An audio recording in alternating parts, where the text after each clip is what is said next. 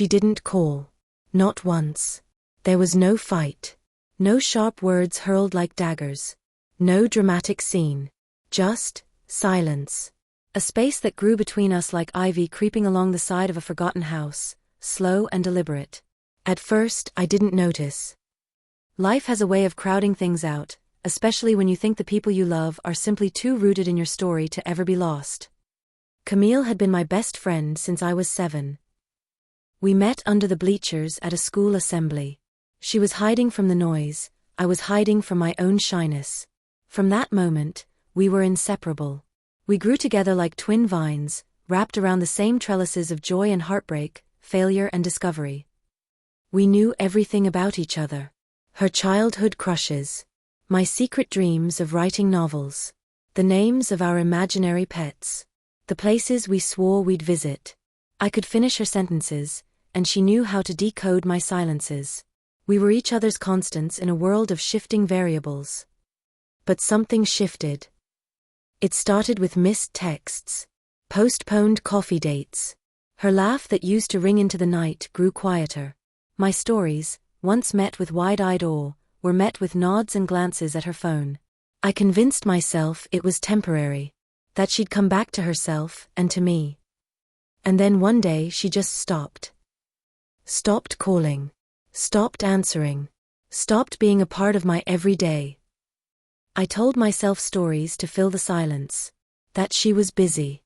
That her new job consumed her. That I had forgotten some invisible offense. But mostly, I told myself that when it mattered, she would reach out. So when the invitation came, it felt like a test. Or a confession. I wasn't sure which. It arrived on a Monday. The kind of overcast day that doesn't announce its emotions, just lets them settle slowly over your shoulders. It was tucked neatly in my mailbox between a utility bill and a coupon flyer. Cream cardstock. Clean edges. Gold leaf lettering. Elegant. Deliberate. The kind of thing chosen carefully, without room for fingerprints. I held it in both hands. Heavier than I expected. It bore no return address, only a wax seal and embossed script. I knew her handwriting. But it wasn't there. The address was typed. The return name, not hers. Inside, 2 names floated in elegant cursive. Peter Jameson and Camille Avery request the honor of your presence. My breath caught in my throat. Camille. My Camille. Not the little girl under the bleachers. Not the teenager who danced with me in the rain. But a woman I no longer knew, joining her life with another. The rest of the card detailed the time, the place, the dress code. A garden wedding. A formal affair.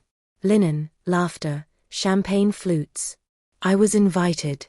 But not included. No handwritten note. No phone call. Not even a text. Just a beautiful card, like a monument to all the unspoken things between us. The garden had always been hers. Even before she met Peter. Back in college, we would sit in the campus courtyard during golden hour and dream up the day she'd get married. I'd tease her for wanting fairy lights and flower crowns. She'd laugh and say, "You're going to give the best speech. Just don't embarrass me too much." We talked about dresses and first dances, about menus and mishaps. She wanted the cake to be lemon. I argued for chocolate. We even created a shared Pinterest board called Someday. I imagined myself as her maid of honor, standing beside her, holding back tears as she walked down the aisle. Speech in hand. Heart in throat. But as I stared at the invitation, I realized I didn't know who was standing beside her now. I didn't know the names of her bridesmaids. I didn't know who was giving the speech. I didn't know if she had thought of me at all. There was no call. No text. Just this paper. Camille had once said that silence can be louder than any scream. This one echoed. I debated not going. For days, the RSVP sat on my kitchen counter like a dare. Not out of anger. I wasn't angry. Not really. More like, bruised. Hollowed. The kind of ache that lives in your chest when a door closes without a sound. But I remembered the stories we'd told as girls. Of the dresses we'd wear. The music we'd dance to. The people we'd become. She had built those stories with me. And now she was building them without me. I needed to see her. Not for closure, but for truth. To know if she had really changed or if I had simply become invisible in her new world. So I RSVP'd yes. The estate was nestled at the edge of town, surrounded by willow groves and stone walls. It was the kind of place where fairy tales might be whispered into the breeze. Guests floated around in whispers and designer shoes, champagne flutes in hand. Laughter echoed, delicate and curated. I wore a dress I knew she'd once loved on me. Burgundy silk. The one from our New Year's party 2 years ago. The one she said made me look like I belonged in a jazz club. No one recognized me. I was just another well-dressed stranger holding a small envelope. I sat in the 3rd row from the back. Left side. A view of the altar but just enough shadow to remain unseen. And then I saw her. Camille stepped into view like a memory. Everything about her was familiar and foreign. Her dress was soft ivory, delicate lace tracing down her arms, a modest train catching the late afternoon sunlight. Her dark hair had been swept up into a low chignon, with a few curls falling artfully around her temples. She looked radiant. Poised. Like a woman who had curated every moment of her life to lead here. Her eyes scanned the crowd, briefly, quickly. And then they landed on me. It was a flicker. Less than a second. But I felt it. Her step faltered. Barely. Only someone who knew her gait as intimately as I did would have seen it. But she caught herself, lifted her chin, and walked forward again, toward Peter. Toward her future. I stared at her. Not in judgment, not in jealousy, but in wonder. Wonder at how someone could become a stranger without ever leaving your heart. The ceremony unfolded in soft tones and camera flashes. The officiant spoke words about partnership, trust, and shared dreams. Peter's voice was confident and smooth when he recited his vows. Camille's voice wavered only once, right before he said, always. I looked around at the crowd, the elegant strangers smiling warmly. I wondered if they knew the kind of loyalty Camille had once inspired. If they knew she had once driven across 3 states when I broke my leg in a hiking accident. That she had held my hand in the ER and braided my hair for 2 weeks straight. I wondered if Peter had ever seen her ugly cry after watching a cheesy commercial. I clapped when the kiss came. A soft, polite sound. A sound that said, I am happy for you, even if I no longer understand who you are.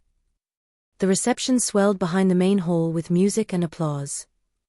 But I walked the other way. Toward the gardens. It was quieter there. The stone path wound between rose bushes and a small koi pond. At the far end, half hidden behind a honeysuckle hedge, sat the bench. Our bench. Carved into the back were the initials, C+A. We had made that Mark I drunken night the summer after graduation, swearing we'd be in each other's lives forever. I sat, breathing in the scent of late spring. The wind nudged the leaves into small shivers.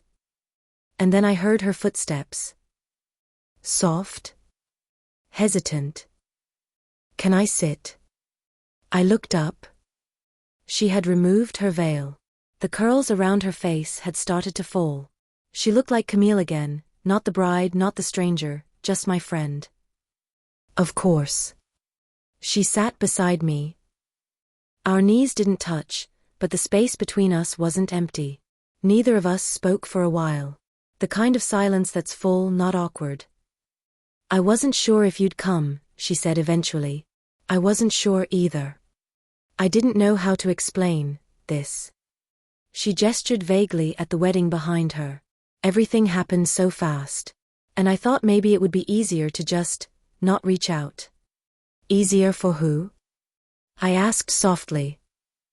She winced. I'm sorry, she said.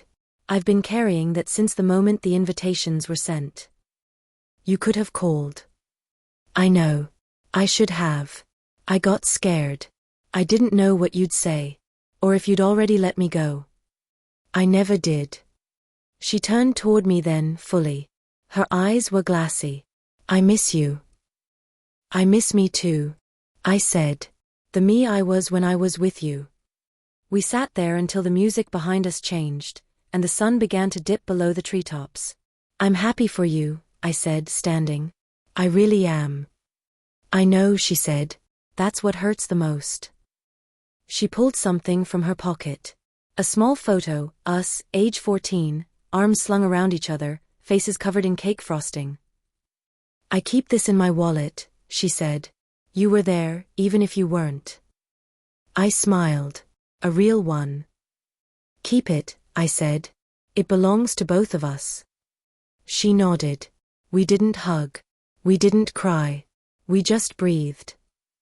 Sometimes that's enough. Back at the reception, the party was in full swing. Glasses clinked. Laughter soared. The DJ announced the couple's first dance.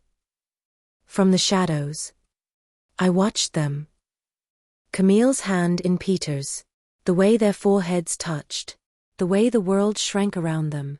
I didn't feel replaced. Just remembered differently. I walked to the edge of the dance floor. Found an empty seat near the back. Not where the family sat. Not where the ex-friends gossiped. Just a quiet corner, with a clear view. And when Camille glanced across the room and saw me, she smiled. That was all I needed. The seat beside her had remained empty. But mine hadn't. I had been there. I would always be there. Even if only as a chapter she could never quite erase.